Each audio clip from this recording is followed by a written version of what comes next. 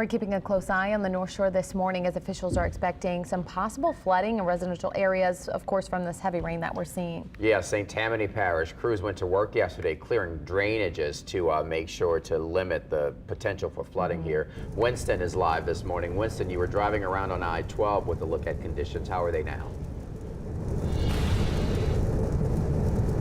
Well, we've been able to see the rain intensify a little bit here on I-12 in the North Shore area. It has remained consistent all morning. The good news is we haven't seen any major flooding up to this point. We are monitoring those drainage ditches because crews, they went to work clearing them out to limit the flooding, as you mentioned, in the area.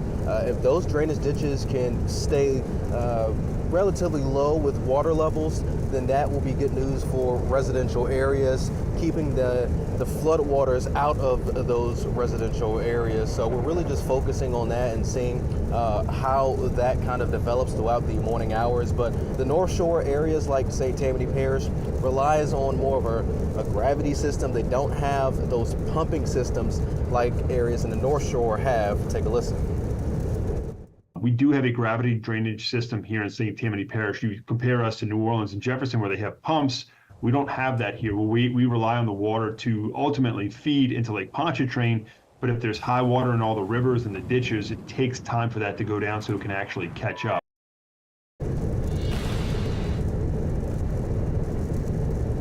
And of course, if floods do start to accumulate in the area, we recommend that people do not drive through flood waters or roads that have a lot of rising water levels in it, because it's not going to be good news for residents or you or your vehicle. Reporting live here on the North Shore, Winston Reed, WWL Louisiana.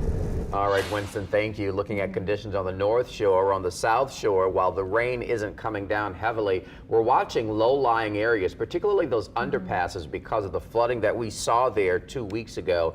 Sewage and Water Board reporting some electrical issues affecting the drainage pumps. The Sewage and Water Board tells us we shouldn't see those issues today. Rachel Hanley is live at the Carrollton Underpass with the latest.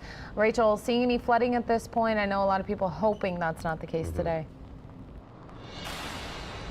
Yeah, definitely no flooding so far. Like Brandon said, like Peyton's been saying all morning, the South Shore really hasn't gotten too much heavy rain. We don't have a whole lot to talk about at this point. It's sprinkling. It's definitely chillier out here than it was a couple hours ago. Wind's starting to pick up, but really just not a whole lot going on right here. Travel conditions are still looking pretty safe. But as you said, the reason we are at this underpass on Carrollton Avenue is because there was a problem with the pumps here 2 weeks ago during that heavy downpour. 2 out of the 3 of them were offline, and even though there was a temporary pump in place, the underpass ended up flooding. And it stayed that way for a few hours. It was blocked off as the water slowly drained. And this is a busy underpass, so that causes a pretty big traffic headache whenever that happens.